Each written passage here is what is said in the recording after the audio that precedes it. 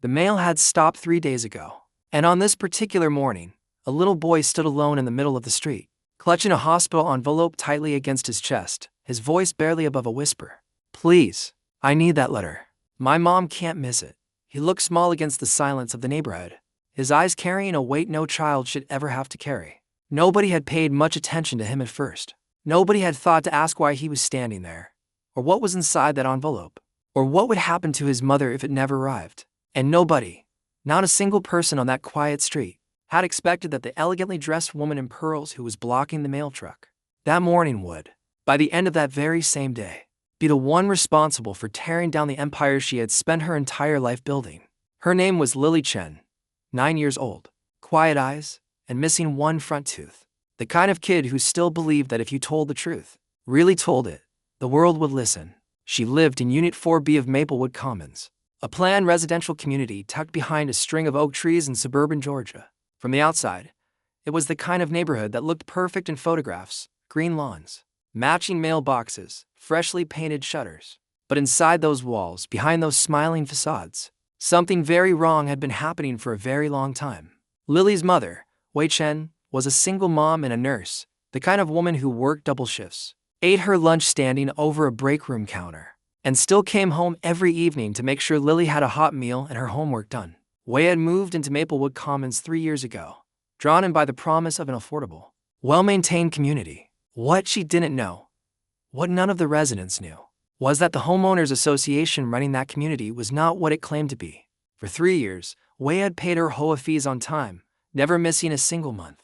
And yet for those same 3 years the fees had mysteriously kept climbing, first 5%, then 12%, then 20%. Maintenance requests went ignored. The community pool had been closed for 2 years under the excuse of renovation. The playground equipment was rusting. The security cameras hadn't worked since 2021, but the fees never stopped rising. Wei had questioned it once, at an HOA meeting, bringing a spreadsheet and asking politely where the money was going. 2 weeks later, she received a legal notice informing her that she was being sued by the HOA for defamation and harassment of community leadership, a lawsuit for $60,000, more than she made in an entire year. After that, Wei couldn't sleep. She couldn't eat. She began missing shifts at work. And Lily, sweet, quiet Lily, watched her mother crumble night after night at the kitchen table, surrounded by papers she didn't understand and bills she couldn't pay. Lily didn't know what a lawsuit was, but she knew what fear looked like on her mother's face. And she knew, with everything inside her, that she had to do something.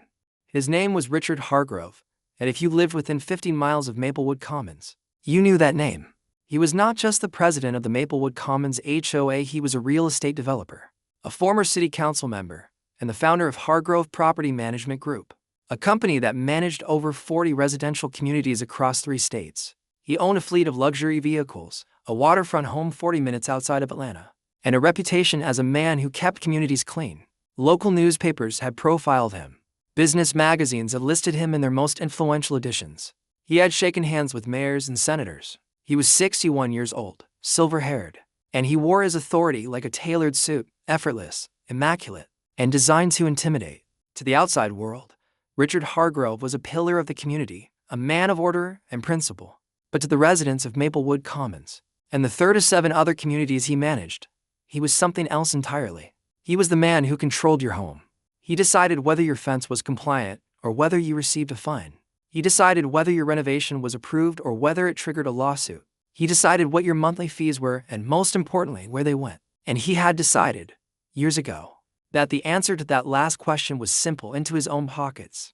On that Tuesday morning, Richard Hargrove was sitting in his glass-walled office reviewing quarterly reports, when his phone rang, and without a second thought he sent it to voicemail, completely unbothered, completely untouchable, because he had more important things to deal with. He had absolutely no idea that a 9-year-old girl was about to end everything he had ever built, and he had no idea that the most important thing in his life, the thing that would change everything forever, was already standing in his driveway. 3 days before the mail truck incident, Lily's mother had been hospitalized. The stress, the sleepless nights, the crushing anxiety of the lawsuit, it had all finally collapsed into a full medical crisis. The doctors said it was a severe panic attack complicated by exhaustion and dangerously high blood pressure. They kept her overnight, then a second night. She was stable, but fragile. Lily stayed with their neighbor, Mrs. Okafor, a retired school teacher who smelled like lavender and always had butterscotch candy in her pocket. Mrs. Okafor did everything she could to distract Lily with movies and puzzles and warm meals. But Lily wasn't really there. She was somewhere else entirely, turning something over and over in her mind. Because 3 days before her mother went to the hospital, Lily had found something. She had been helping her mother organize the kitchen table, sorting papers the way her mom had taught her, making neat little piles when she discovered a folder tucked beneath a stack of medical bills. Inside were printed emails, lots of them with dates going back for years, and a name that appeared over and over again at the top of every single one: Richard Hargrove. Lily couldn't understand all of it. Words like escrow and fiduciary and misappropriation meant nothing to a 9-year-old. But she understood numbers, and the numbers in those emails did not match the numbers on the fee statements their neighbors received every month. She understood enough to know that someone was lying. That someone was taking money that didn't belong to them.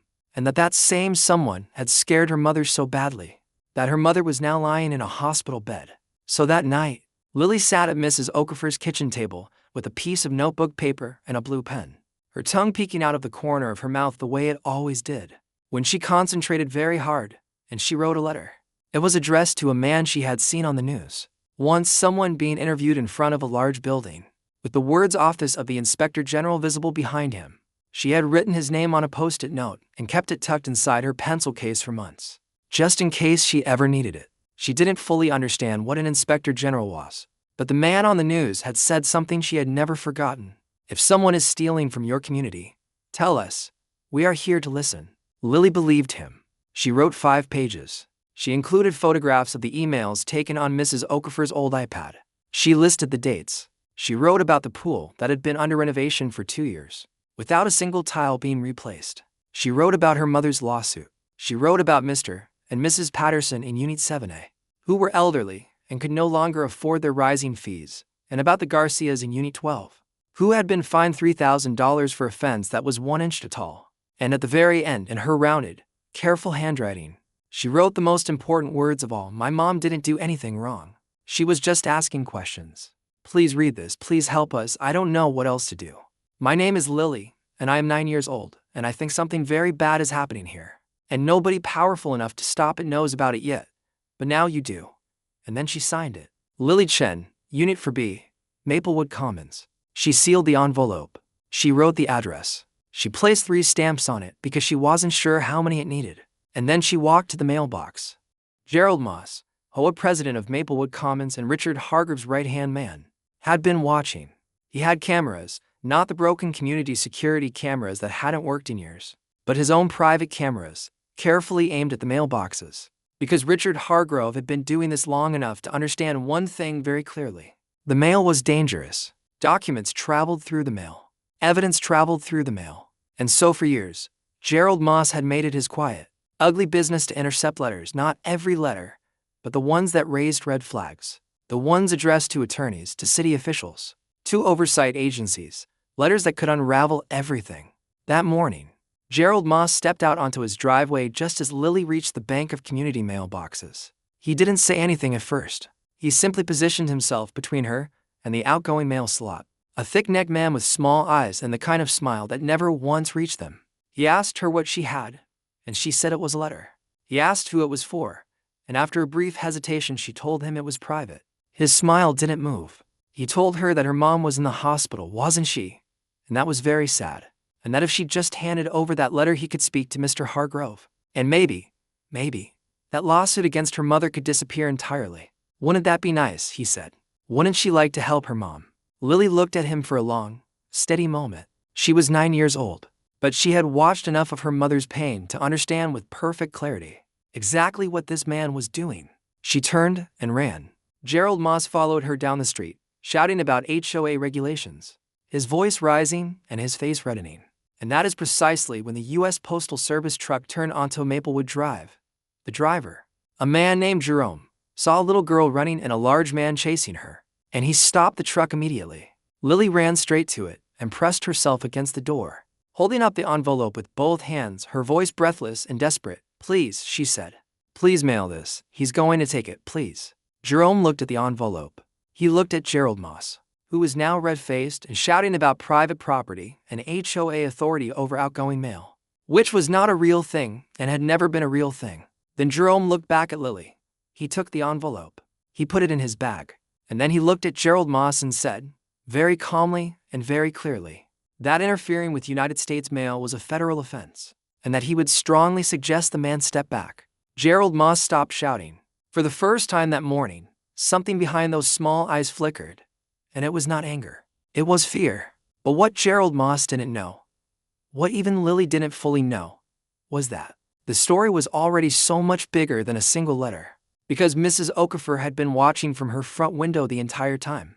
And the moment she saw little Lily run out the door clutching that envelope, she had picked up her phone and made a call. She had been a school teacher for 32 years. She had seen injustice before, and she knew exactly what it looked like.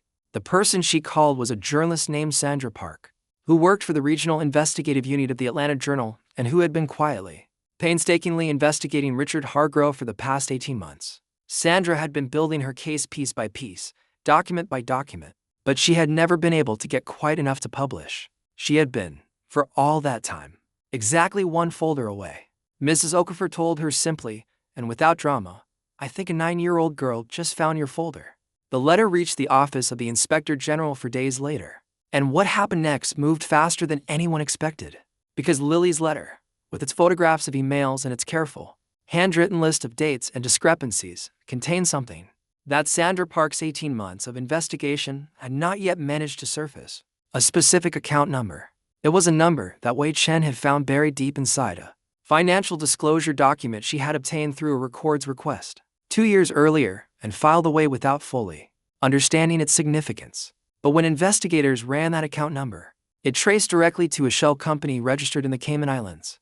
A shell company that was wholly and exclusively owned by Richard Hargrove. Once investigators knew where to look, the fraud was not subtle at all. Over 11 years, Richard Hargrove and Gerald Moss had siphoned approximately $4.7 million from HOA reserve funds across 38 communities. They had done it through inflated vendor contracts, paying their own shell companies for maintenance work that was never completed. They had done it through phantom renovation projects that existed only on paper. And they had done it through manufactured lawsuits filed against residents who asked too many questions, lawsuits that were never intended to win, only to frighten, only to silence. Wei Chen was one of 46 residents who had been targeted and sued under the scheme.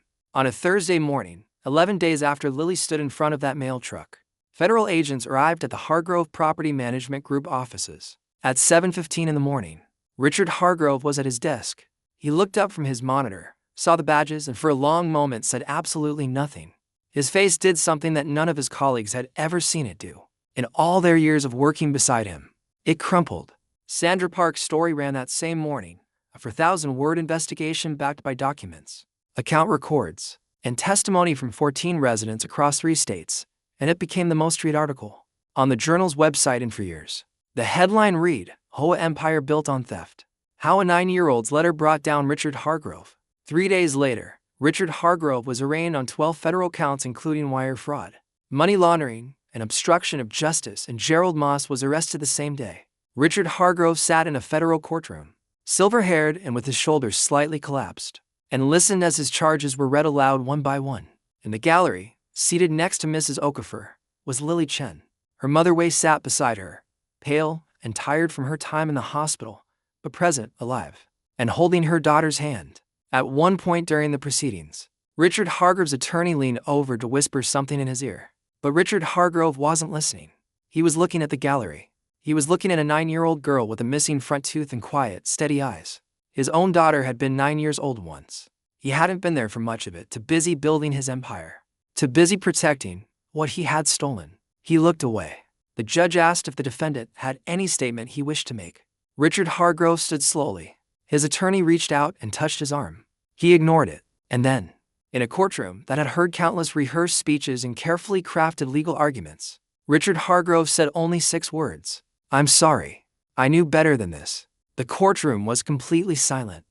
The lawsuits against all 46 residents, including Wei Chen, were dropped within the week. Federal courts ordered the frozen HOA funds to be returned to their respective communities with interest. And for Maplewood Commons alone, that meant over $300,000 restored to the reserve fund. The pool was finally renovated, really renovated this time, with new tiles, a handicap-accessible ramp, and a new shade structure, and it opened on a Saturday in June.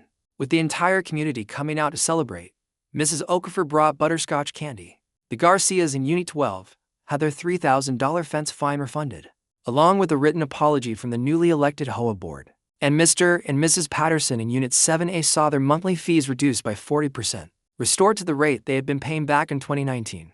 Wei Chen returned to work slowly at first, 3 shifts a week, then 4, and gradually the color came back to her face. She laughed at dinner one night, a real laugh, sudden and completely unguarded. And Lily stared at her from across the table like she had just heard a sound she had almost forgotten existed. 2 months after the arraignment, a foundation was quietly announced called the Maplewood Commons Community Justice Fund, seated with $250,000 donated anonymously, though journalists later reported that the source was a portion of Richard Hargrave's personal assets surrendered.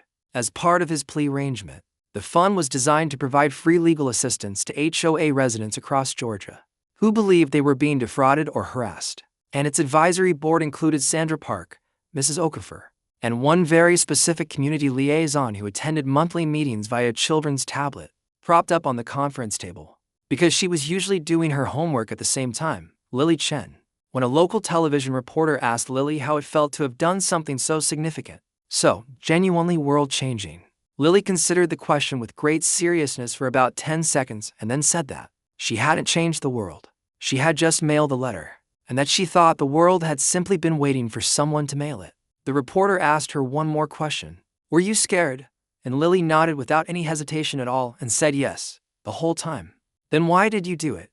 the reporter asked.